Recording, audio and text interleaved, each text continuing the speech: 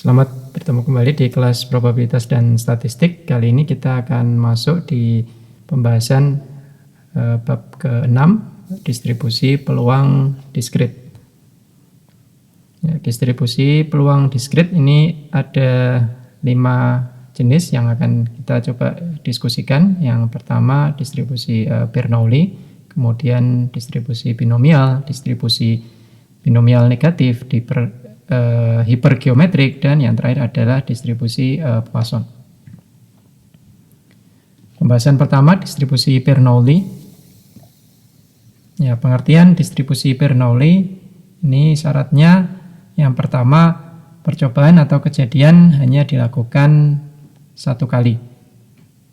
Dan yang kedua, outcome yang mungkin hanya salah satu dari sukses atau gagal. Kemudian yang ketiga, jika probabilitas sukses didefinisikan sebagai P, maka probabilitas gagal adalah 1 minus P. Jika X adalah variabel acak yang menyatakan sukses, maka fungsi probabilitas Bernoulli yang terbentuk adalah sebagai berikut, seperti dituliskan di screen, di tampilan. Atau bentuk lainnya seperti ini ya. Jadi ini probabilitas Bernoulli yang ini merupakan hasil perkalian antara sukses dengan 1 minus P, ini adalah yang gagal, dan ini dikali dengan pangkat X, dan ini 1 minus X, di mana X itu nilainya 0 atau 1, dan probabilitas nilainya antara 0 sampai 1 ya, seperti definisi pada umumnya. Kemudian contoh kita lihat untuk distribusi Bernoulli. Contoh yang pertama, pelemparan sebuah mata uang logam, di mana terdapat 2 kemungkinan hasil yang bisa diperoleh dari 1 kali pelemparan, yaitu angka atau gambar. Gambar misalnya muncul angka, ini dianggap sukses, maka munculnya gambar adalah peluang yang dianggap gagal atau 1 minus P. Selanjutnya variabel random X terkait percobaan tersebut diberi nilai 1 dengan peluang P jika sukses terjadi, dan diberi nilai 0 jika gagal dengan peluang 1 minus P. Dengan demikian variabel random X dikatakan berdistribusi Bernoulli. Cukup simpel. Nah, ini ada sebuah contoh lagi ilustrasi. Coba kita lihat apakah ini masuk proses Bernoulli atau bukan. Sebuah kartu diambil dari tumpukannya. Hal ini dilakukan 3 kali tanpa pengembalian. Jika muncul warna merah, maka percobaan dinyatakan sebagai sukses, dan jika muncul warna hitam, maka percobaan dinyatakan sebagai gagal. Kira-kira apakah ini mengikuti proses Bernoulli? Kita lihat definisi yang tadi dilakukan, ya ternyata ini bukan Bernoulli. Apa penyebabnya? Karena di sana percobaannya tidak hanya 1 kali, karena di sana percobaannya 3 kali. Berarti ini sudah tidak memenuhi syarat sebagai distribusi Bernoulli. Contoh kasus yang lain. Di awal tahun ajaran baru, siswa SMP kelas 3 biasanya berharap bisa melanjutkan sekolah untuk sekolah favorit ya. Nah, ini begitu juga dengan Ana. Dia berharap bisa masuk sekolah favorit yang diinginkannya, tetapi untuk bisa masuk ke sekolah tersebut dia harus mengikuti tes terlebih dahulu. Berdasarkan prestasinya selama 3 tahun di SMP, kemungkinan ia diterima adalah 70%. Jika variabel acak X menyatakan Ana diterima, maka bagaimana distribusi probabilitasnya? Nah, kan coba kita hitung. Jadi berdasarkan situasi atau tadi yang dideskripsikan di awal, X ini akan bernilai 1 jika Ana diterima di sekolah favoritnya, atau 0 jika Ana tidak diterima di sekolah favoritnya. Peluang untuk diterima ini dinyatakan dengan P X sama dengan 1, ini peluangnya 0,7 atau 70% tadi seperti dijelaskan di soal. Maka peluang gagal atau tidak diterima di sekolah favoritnya itu 1 minus 0,7, berarti ya di sini 0,3. Nah, kemudian dari sini bisa dinyatakan, maka fungsi probabilitasnya adalah fungsi Bernoulli dengan satu parameter P0,7 dapat dinotasikan sebagai berikut. PP probabilitas atau distribusi mengikuti distribusi Bernoulli X, 0,7, ini adalah peluang keberhasilannya, itu bernilai 0,7 jika X sama dengan 1 dan dia bernilai 0,3 jika X sama dengan 0. Atau bernilai 0 jika X tidak sama dengan 0 atau 1. Jadi nilainya cuma 2 kemungkinannya. Nah, penulisannya seperti ini. Peluang berdasarkan distribusi Bernoulli nilainya 0,7 pangkat X kali 0,3 pangkat 1 minus X, di mana X sama dengan 1 atau 0. Itu distribusinya, bentuk persamaannya. Kemudian yang kedua, pengertian distribusi Bernoulli menurut ukuran statistik deskriptif. Jadi distribusi Bernoulli ketika dia sudah punya persamaan atau punya fungsi, maka dia juga bisa dihitung mean, variance, skewness, dan kurtosisnya, karena dia sebuah fungsi yang menggambarkan sebuah distribusi, maka di sana bisa dihitung berapa rata-ratanya, berapa variansnya, berapa kemencengan, dan berapa keruncingannya.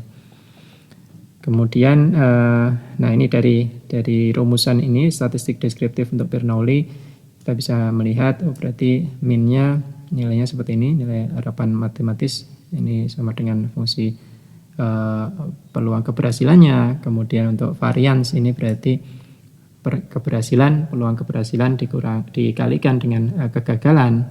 Kemudian untuk kemencengan ya berarti ini tinggal dimasukkan ya, ini cukup panjang, atau kalau disingkat ya paling belakang itu, ini nilainya.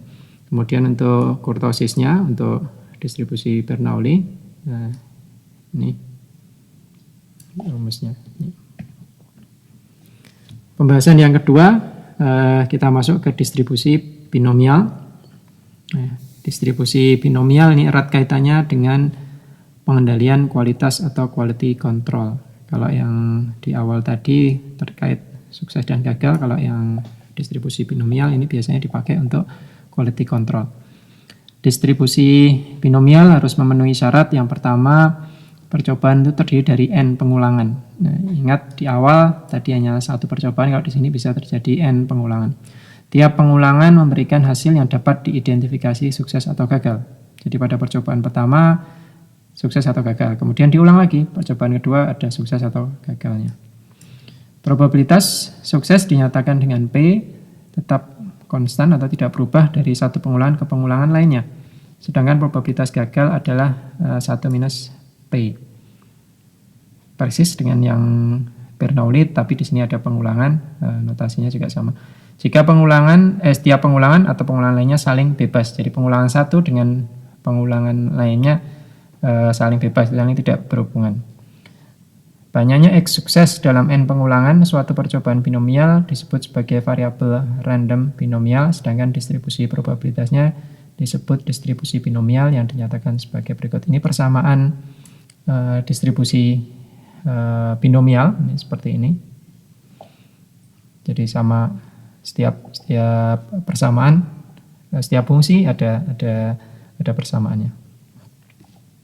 Nah, ini C di sini, ini adalah kombinasi ini ya, kombinasi dari n objek, karena setiap objek memilih X objek. Nanti kita lihat di contohnya, fungsi distribusi binomial kumulatif. Nah, di sini ada fungsi kumulatifnya.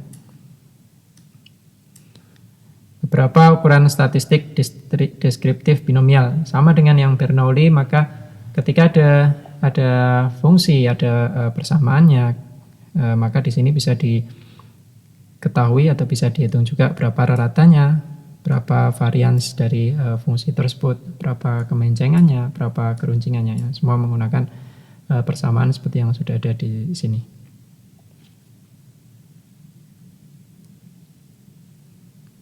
Di mana n ini adalah berapa kali percobaan. Kalau di Bernoulli tadi hanya satu, kalau di sini ada N pengulangan. Untuk yang lain sama ya, peluang keberhasilan itu P, yang kegagalan berarti 1 minus P, atau di sini dinotasikan sebagai G. Contoh untuk distribusi binomial, sebuah mata uang dilempar sebanyak 5 kali. Nah, kalau tadi hanya 1 kali, di sini 5 kali, ada pengulangan. Berapa probabilitas muncul sisi gambar sebanyak 2 kali? Ini kita lihat di sini N-nya ada 5, kemudian X-nya 2, berarti kemungkinannya ya kalau mata uang ya, kalau tidak gambar angka, berarti ada 2 pilihan, kemudian probabilitasnya 1/2 setiap kali lemparan setengah, maka probabilitasnya tinggal dimasukkan ke dalam rumus. Berarti ini kombinasi 5, 2, kemudian ini peluangnya karena setengah ya, berarti 1/2 ya, kemudian kali X, ini banyaknya ada 2 kali kemunculan di sini. Probabilitas munculnya sisi gambar sebanyak 2, berarti ada 2, kemudian ya ini setengah dikalikan 5 minus 2. Jadi berapa muncul gambar 2 kali dari 5 kali pelemparan. Kemudian dimasukkan dalam rumus, dan ini adalah hasilnya. Bahasan yang ketiga, distribusi binomial negatif. Nah, syaratnya distribusi binomial negatif, eksperimen terdiri atas serangkaian percobaan yang saling bebas ya. Ini percobaannya saling bebas. Kemudian setiap percobaan hanya menghasilkan 1 dari 2 kemungkinan sukses atau gagal. Probabilitas sukses dinyatakan dengan P, probabilitas gagal 1 minus P, masih sama. Eksperimen terus berlanjut sampai sejumlah total R sukses diperoleh. Nah, ini kuncinya di sini. Di mana R merupakan bilangan bulat, jadi jumlah suksesnya tertentu, sedangkan jumlah percobaannya random. Suksesnya tertentu, ininya random. Fungsi distribusi binomial kumulatif, ini seperti ini distribusi binomial negatifnya.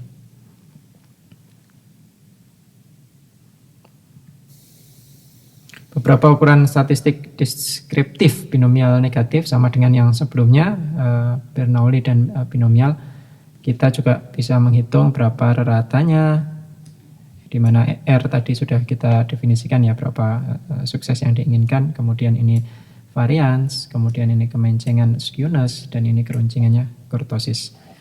Baik, untuk pembahasan kali ini kita cukupkan sekian, nanti kita lanjutkan lagi untuk masih di topik yang sama, untuk distribusi hipergeometrik dan juga distribusi Poisson. Ya, terima kasih.